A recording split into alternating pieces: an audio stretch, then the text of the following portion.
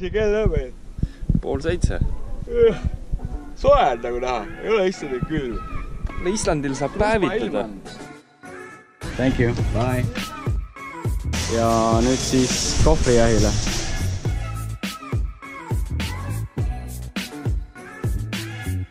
Nii, raha on vahetatud ja nüüd lähme autot otsima.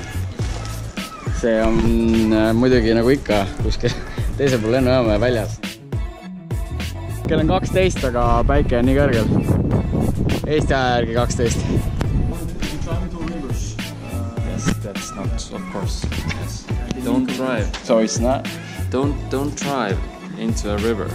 Okay? If you pass a river, you just stop it. Don't drive it, just check how deep. Ehk siis 10 päeva. 740 € umbes.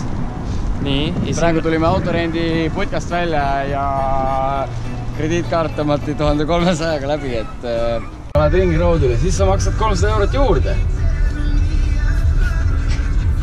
Jah.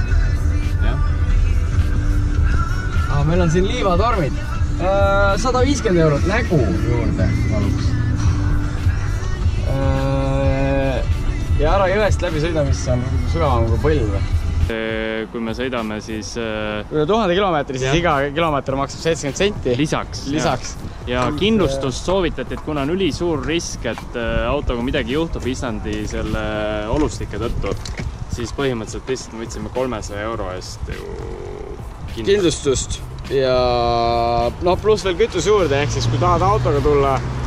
Ei, auto on lahe. Ma ei tea, mis Sangyong Musso? Sangyong Niku Jessi. Sangyong, aga punane ja kiire. Noh, ruumi on... Siin on nii palju, et kui on ülihalb ilm, siis saab siia magama minna. On ju? Mis on hea?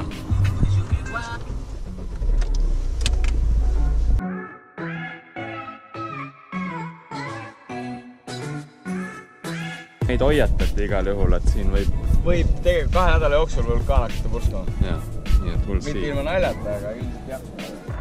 Laadimine käib täis hoos.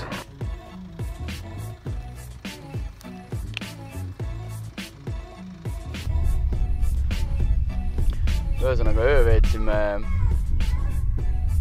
vanas Kaluri külas. Grindaviki lähedal. Et see on mingisugune väga-väga vana Kaluri küla, kus on vanad paadid isegi täiesti suvaliselt kivide vahel. Ja panime täiesti suvalisse kohta telgi üles. Kartsime öösel tegelikult, et on natuke külmem kui oli, aga samas ega ta soe ka ei olnud. Et ei kujuta ette, mis jäämägede pool toimuma hakkab. Ja siis vaatame, mis saab. Pasale tahaks minna. Aga kuhu siin Pasale minna, sest siin on täielik püstloodis kuradi põhimõtteliselt näed 3 kilomeetri kaugusel, ma ei tea, kuhu seda junni minna tegema. Auto taha. Aga riietusest rääkides paksud, juba niisked matkasaapad. Matkaspordis öeldi, et kindlasti tule siia matka jalanõuga jäigaga raske tallaga. Mõtlesin, et kuule tegema Himaalaja otsa. Aga siin on seda vaja, et kivid on hästi teravad ja hästi erineva kujuga ja sa ei näe kõike, mis su jala all on. Noh, niisugused mõnusad matkapüksid, särk, pusa, paksemat sorti jope. Martin on trusserites. Mul on jahedal on palav, ma ei tea. See on nagu... Tegelikult on soena. Palju seda kraadi võib olla mingi 14. Et jah, kohaliku kauplusesse siis esimesi ja viimaseid sisseostu tegema vett ja värki ja manti. Kuule, kui me vett võtame, siis äkki mõistlikum kärutada nägi.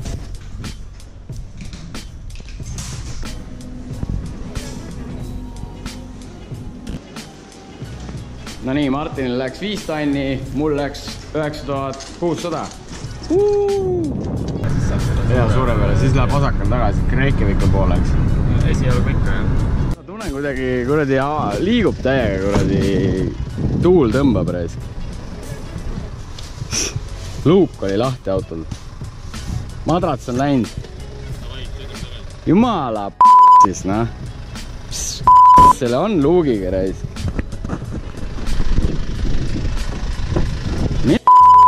Let's go.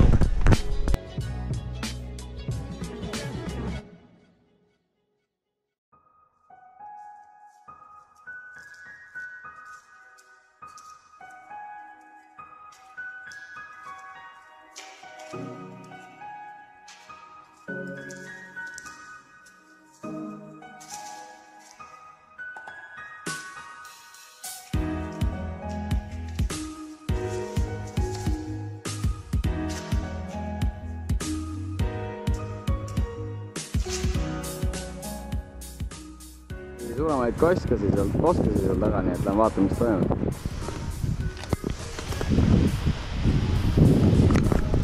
Kergelt niiske, aga õnneks hea varustus on olemas. Nii et ei hullu midagi. Lähen vaatame selle kosa üle. Rääkides turistidest, siis siin on neid sitaks ja iga asi maksab, nii et auto parkimine minu teda makseautomaat ja maksta saad ainult kreditkaardiga. Tundub mingil määral märk ka, aga ei ole hullu. Siuke seeneviht, Eesti seeneviht.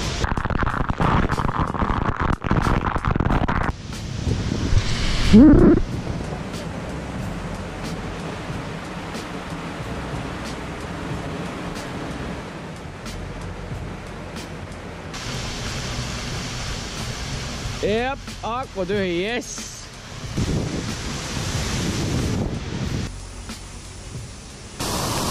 Siin me paneme korralikult testile oma varustust, aga see on lihtsalt nii äge, et seda tuleks proovida.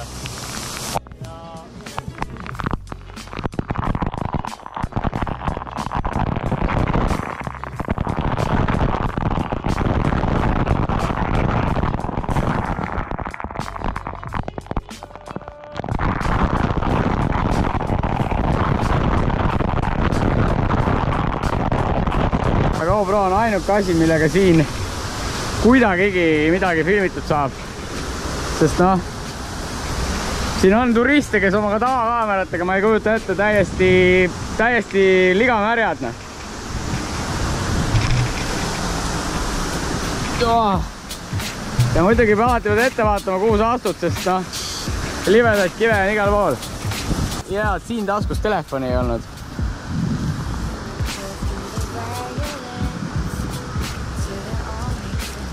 Oota, kus sina käinud oled? Tehnikapark peab vähemalt hea olema. Drooniapark samamoodi. Asjad on niimoodi autos, midagi rohkem ei mahu, kedagi rohkem ei mahu. Ja Mr. Droonia. Low battery. Ikka. Ja auto paistab juba.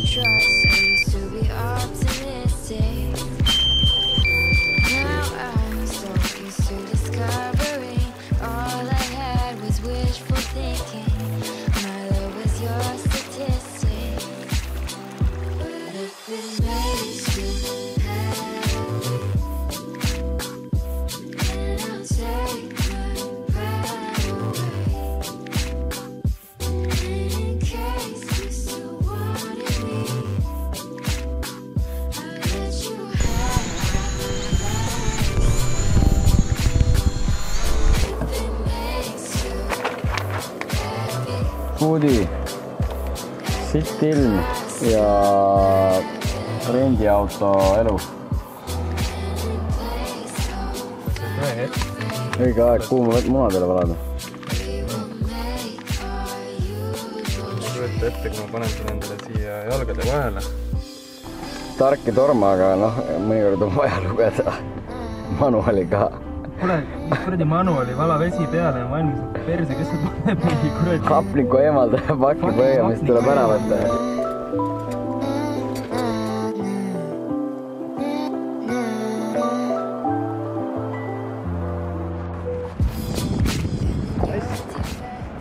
Rääkides turistidest, siis on jälle turistid platsis, nagu ka meie. et ikkagi see, mida sa internetis näed, et oo, ilus koski ilma inimesteta, noh, see on ikkagi müüt. Lendasime enne drooniga siin kohal. Siin on suured sildid, et ei tohi. Aga mis tehtud, see tehtud. Jälle väga rets. Kuna turistid tulevad ikkagi sellisesse kohta kerge teksajakiga, siis õnneks vastava õige varustusega on võimalik siia tulla. Rets!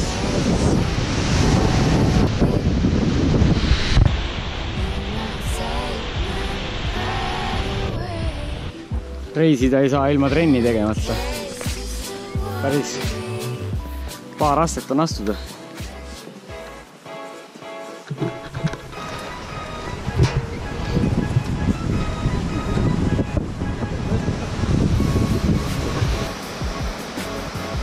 Oskagi öelda, päris teine päev ja mega väsinud. Nagu muidugi kell on mingi Eesti aja järgi mingi X palju, aga väsimus on ikkagi nii jõhker, et ma ei tea, ajakava on nii sassis, 3 tundi on aeg siin nii-öelda ees. Tähendab jah,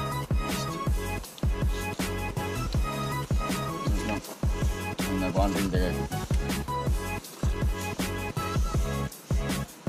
Viskasin just avocado koore maha, aga see on loodusena.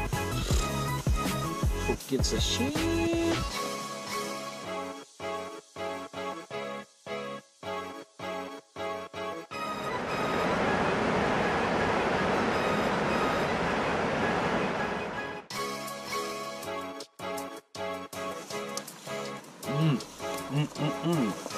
See on väike loomulik purks.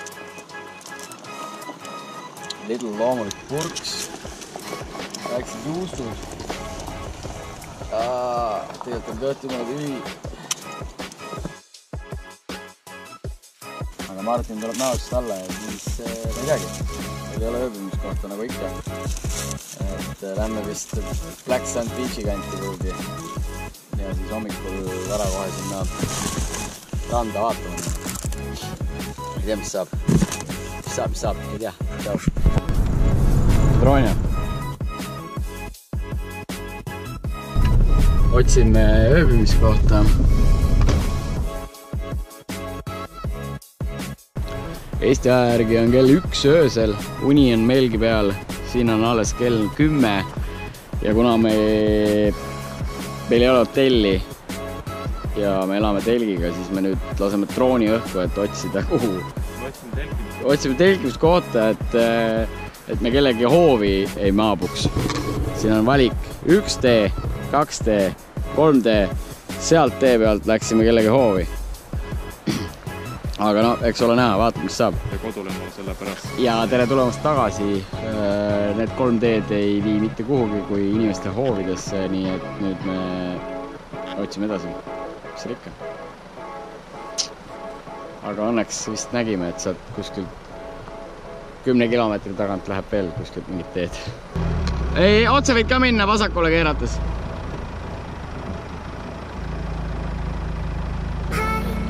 Otsime endiselt telkimiskohta.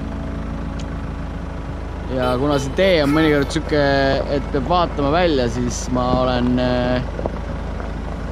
teine paar silmasid. See on muidugi see, et siin on 2 paari silmasid. Paari silmi, sellepärast, et see nähtavus on nii vilets, et mõnikord lihtsalt peab aknast veidikene välja vaatama.